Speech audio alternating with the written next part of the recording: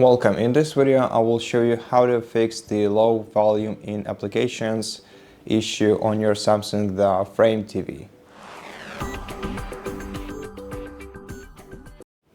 First of all, try to basically increase the volume using the volume buttons on your remote control. Also, go to settings, open all settings, and here go to sound, change the sound mode to Amplify to increase the sound volume on your device.